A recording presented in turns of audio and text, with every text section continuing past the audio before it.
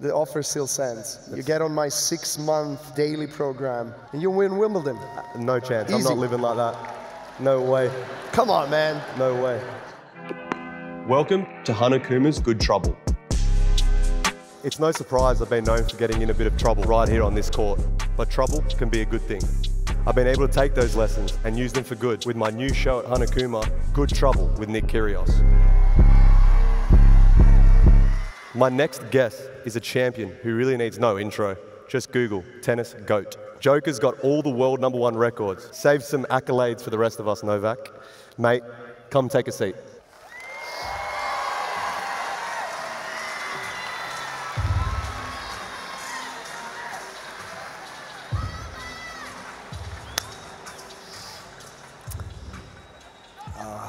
How are you? This is comfy, man. It's good, man. It's good. Wow. It's a pleasure. Thanks for being here. We've developed a real respect for each other and bromance since our Wimbledon final, which I just told you back there that I wish you gave to me because you didn't really need it. So tell me, what does good trouble mean to you? Okay, I'll answer to that question in two ways, more serious and less serious. So I'll start with more serious one. I think the good trouble is anything you say, do, that really expresses who you are. Your original self, being authentic, is something that can get you in trouble, and trust me, I know that. I think you know that too. But in the end of the day, it's how you go to sleep, how you wake up, how you see yourself in the mirror. And if you're good with, with your deeds, if you're good with your mistakes as well, if you're in peace with that, I think that's good trouble. Because in the end of the day, you got to be yourself. I think we all go through the journey of discovering who we truly are. I think we are evolving all the time. But I think sticking to the values that we've been brought up with and things that matter to you, being close to that and expressing that regardless of what others think is something that you can say it's a good trouble. The less serious way, the good trouble is 4-all third set Wimbledon finals. You're serving, 40-love. And I get broken. And then a lady in the stands starts to scream something. She annoys you and you lose that service game. And I get the championship. Thank you. So that's a good trouble for me. I appreciate that. Not for you. I haven't been able to sleep since that night, but I appreciate you reminding me that I'd lost our final.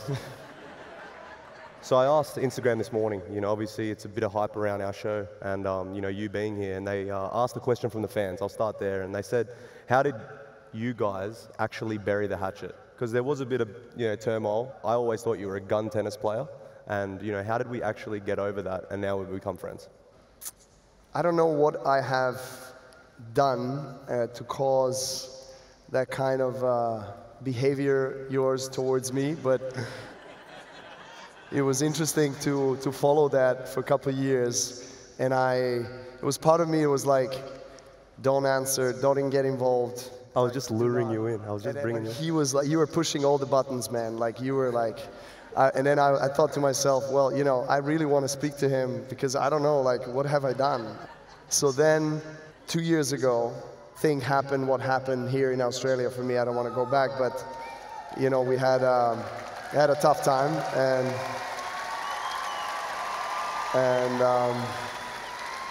and you stood up for me.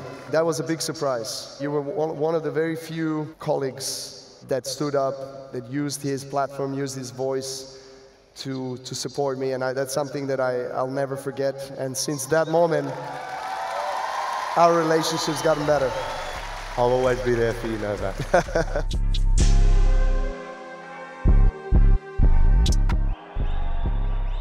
To think it all started in Serbia, playing with a mini racket and a foam ball gifted to you by your parents. Is it true that that was the most beloved toy in your life? And did you fall in love with tennis from the get-go?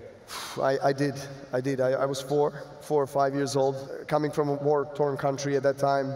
That's probably the first filming that we had of me playing tennis. I was 4, 91.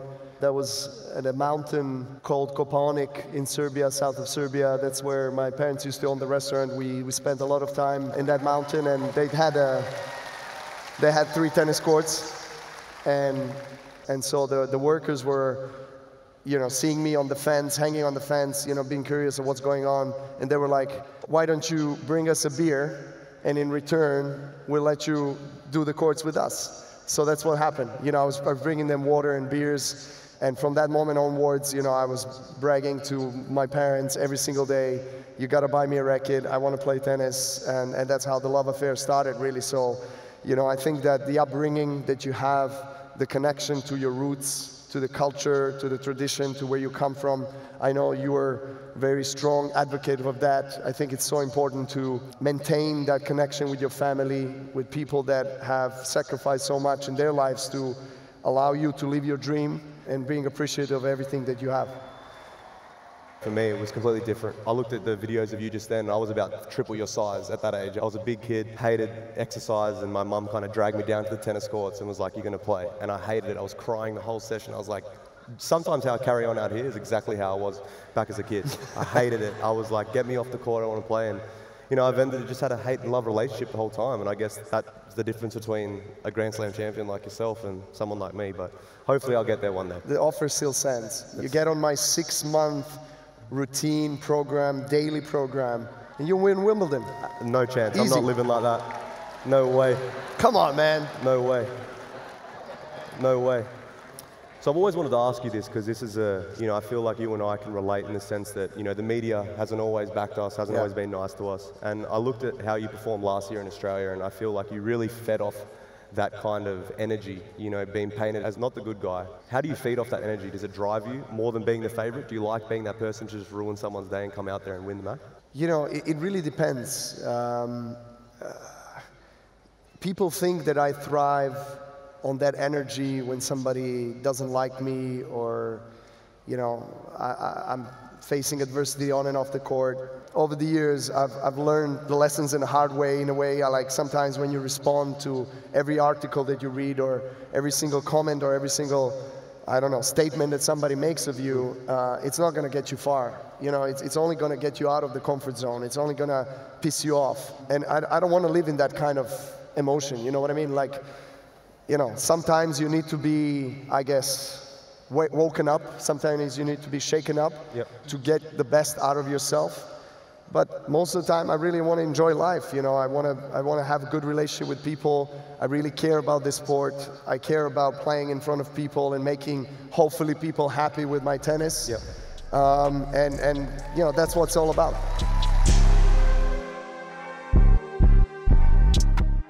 Consistency's been one of the hardest things. Like, I've had pretty poor consistency throughout my career, you know, with training, waking up feeling motivated, you know, having a good diet, all these things. How have these disciplines helped define you? Well, it's a very good question. I think you need really consistency in anything if you want to do it well in life. I mean, I feel I always have to express gratitude for having the life that I have. But there are mornings that you know, I'll feel so bad and demotivated and just lack of inspiration to travel, to play tennis. I want to be back home. I want to be with my children. I want to be with my wife. You know, I want to live a normal life, so to say. You know, but then you have to overcome that, you know, and it all starts and ends with your mind. And I think if you're very clear with yourself, what is it that you truly want? What's the purpose? I think that's the fundamental question, you know, that needs to be answered. But I think that the clarity helps set up kind of the routines, the daily goals, the short-term goals, the long-term goals. If you're an athlete, you obviously need to be repetitive with things. You know, you need to go out on the court, do the same chores, same stuff over and over again, and then finally you get the result, you get the reward. And in the end of the day, you have to deal with your emotions off the court and all the relationship issues that you have and all the things that are happening that are affecting you. For the first part of my career, I was not okay with myself breaking rackets and screaming and making fool of myself on the court. You know, it doesn't mean that I'm okay with that today. You know, when I do it, I'm ashamed of myself. I really am. I'm embarrassed. And I really, you know, hate myself for doing that. But at the same time, what I think the difference is, maybe in the last 7-8 years, is that I accept my flaws and I accept that I do mistakes and errors, and I try to be a better version of myself the next day. And it might not happen, but at least, you know, I'm in peace with myself, and I'm not embarrassed to say, look, I'm wrong. or I'm flawed, like you do. Yep. And this is what I respect and appreciate about you, is that you say, look, I have issues. Everyone has mental issues, but everyone tries to deal with them in the best possible way. Great answer. And talking about defining moments, we're about to play a clip of you, winning your first slam in 2008, when it all kind of started for you, and your run from 2011 to 2015, then again to the 2016 French Open, first career Grand Slam, your big win here. That made it the first non-calendar year Grand Slam since Aussie legend Rod Laver in 69 hole, all 4 majors. So, and the ranking points record of 16,950. I think I've only had about 2,000 at one time. So, all those amazing things, and after so much success, do you still feel that flame burning? Like, where does your motivation come from now? Like, look at all the things you've achieved, and you got to sit back and say, like, how do you keep showing up and giving the fans and me, all this? How do you keep doing it? Man, that's a question that I keep on asking myself, to be honest with you. I have days where I'm like pumped, motivated, and the little Novak, 4-year-old Novak that started playing tennis in Koponik in Serbia is still inside and still in love with the sport, and it's still so hungry for more, right? But how? But at the same time, there's probably this more mature Novak, father and a husband, that is like, come on, man, there are other things in life as well. There's part of me that wants to keep going, and I don't have a limit. I don't have an expiry date. I really don't feel like that, to be honest. So what you're saying is you're going to play for another 6-7 years? Yeah. But on the other hand, I do feel like, wow, okay, it's been 20 years plus of a professional tennis, incredible success, incredible achievements. I have done everything that I could possibly dream of and more. Yep. I'm grateful to be where I am. So let's talk about some of the stuff you do off the court. You've also got your own foundation, Novak Djokovic Foundation, and you've had that for over a decade. I know for me personally, doing things outside the court is so important. I have my own foundation. So, tell us a bit about your foundation and what drives you to do that and help others and make sure the future generations are set. Thank you for asking me that. I'm very obviously passionate about that. My wife and I, along with my parents, founded Novak Djokovic Foundation back in 2007. And we really wanted to do something for children, but we didn't know exactly what. And so we asked UNICEF to help us out and provide us with some insight and know-how about, what is happening with the youth in Serbia. And at that point, there was more than 50% of children in Serbia in the early childhood days that were not attending any preschool. So we said, okay, we got to fix this. And now, today, we have over 50,000 children in our programs. We have rebuilt or built from scratch over 45 kindergartens. We have almost 20,000 parents in our programs. We're very passionate about it. We also have various programs that are concerning sport, obviously, that is logically very, very close to my heart. The other year, I actually found out that the oldest tennis courts ever built in Serbia were kind of abandoned. We renovated those courts, and now children from that town and small towns are able to play tennis or involve themselves in some form of a tennis program, which is amazing. Something that is really beautiful. And it's really rewarding, because in the end of the day, it's all about giving back. It's all about touching other people's lives. It's lovely when you can realize your dreams, achieve things that you've always dreamed of. But if you don't use that stage that you're in, the influence, the power, the platform to do good and to impact other people's lives, children's lives, and to bring tennis, to bring whatever you are passionate about to as many people as possible, and see the smiles on their faces and the gratitude on their face, then you didn't do anything. Yep. And I admire what you are doing with your family for many years already here in Australia. Thank you. I appreciate that. And it seems like you've been busy, bro, to be honest, because you've also started SILA as well, which is no surprise. You've always been ahead of the game for wellness. So tell us a bit more about that as well. SILA is a health and wellness lifestyle brand. It started with electrolyte hydration drinks, and you know, I'm really grateful to celebrate through SILA everything that I've been through in my journey. We talked about it before we walked out on the court, the routines, the preparation, you know, the daily habits, whether it's nutrition, whether it's hydration, whether it's sleep, whether it's recovery, whether it's training, prevention, mental health, whatever I'm doing, there is a purpose and there is a plan behind it, you know. So I've been developing that kind of, so to say, unique signature plan and program and journey over the last 15 years, and I want to share this with people. And SILA is that platform where I'll be able to share that, and it's just the beginning, so I'm really excited for what's coming up. You should be, man. I'm happy for you, and then happy for all your success. So before we get into the end stages of this episode of Good Trouble, but we can't leave without talking about the GOAT conversation. Does it really bother you when people always compare Federer, Nadal, Djokovic? Because like, I love this debate so much, because I've played all of you guys and I've somehow beaten you guys. Like, I think it's hilarious. Like, I was a fat kid from Canberra, like, I didn't love the sport, and then I'm playing the greatest of all time. Like, you for me are the GOAT now, hands down, there's no conversation. But did those GOAT conversations ever really bother you? When it comes to tennis, I actually enjoy people talking about it. And the reason why is because the more people talk about it, the more attention towards tennis. So the more tennis benefits from that. And as a tennis player, I want that for my sport. I want more children to be involved in sport. I want more children to take a racket, watch a tennis match, go out there, start playing tennis. We want that as an ecosystem, right? So, but I will never say what I think about who the GOAT is in tennis. I will never say that. It's mostly out of respect for all the greats and all the champions in all the generations before us, because it's so hard to compare wooden racket with this racket today. People could not fly planes to get to places 70 years ago, right? Have you hit with a wooden racket though?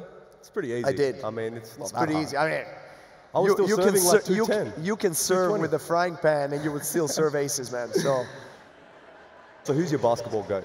Oh, it's a tough one, man. I know you're a big basketball fan. But this is gonna go everywhere, by the way. Well, I know we both love Kobe. We both love Kobe. So, I mean, it's tough to choose between Kobe and Michael. But what about LeBron? I feel like you're like the LeBron. I love LeBron as well. I mean, it's unbelievable what he's doing, and it's tough. It's tough to choose, man. But I mean, I had a relationship, friendly relationship with Kobe, so I have to pick Kobe. You know, Kobe is my guy. Kobe. Right. Rest in peace, brother. Yeah, we miss him every day. My GOAT's LeBron. I think you're the LeBron of tennis. You know, numbers, statistics, they're all yours. So yeah, I mean, what I love about LeBron and something I kind of identify with is his, and Tom Brady as well, and Serena, is, first of all, incredible mind of a champion, just incredible hunger for success, for improvement. Cristiano Ronaldo is also like that. But just willingness on a daily basis to take your body, your mind, your character, your emotions to a different level, to be better version every single day, and to crush the borders and limits that everyone imposes on you. That's something that LeBron has been doing for so long, and that's why he's still one of the best in the world. And I really respect and admire that about him. I still haven't had a chance to have a chat with him. I would love to do that. I had a great chat with Tom Brady over the years, and we've been friends, and he came to watch me in US Open. So I hope to be speaking with LeBron about this. And you know, he actually, we were supposed to do his podcast, the Barbershop. Yeah. So that would have been funny. Hopefully I can do that with him, in the near future. Can you come to one of my barbershops and get a fade, please? Sure. You need to get a good fade. Skin fade before you take the court. Sure, man. Please. All right, Novak, I just want to say thank you for your time and thank everyone here for coming out. This was a great experience, man. I really appreciate it. And from one athlete to another, man, I just want to see you keep dominating. You know, I want to keep seeing you out here as long as possible. Good luck these next couple of weeks. And, you know, this was good trouble. And it was amazing. Listen, man, you got to promise me something. What is it? You got to recover quick. Come back to the tour. Before I retire, we got to play doubles. I'm down. What do you all think? Doubles? Are you in? Appreciate you. What do you say, guys? You. Come on. Thank you. Thank you, man. We've got to sign this camera. Thank you, brother. Thanks, bro. Appreciate it. Appreciate it. Thank you. It was amazing. Pleasure, man. Pleasure. You want to go first?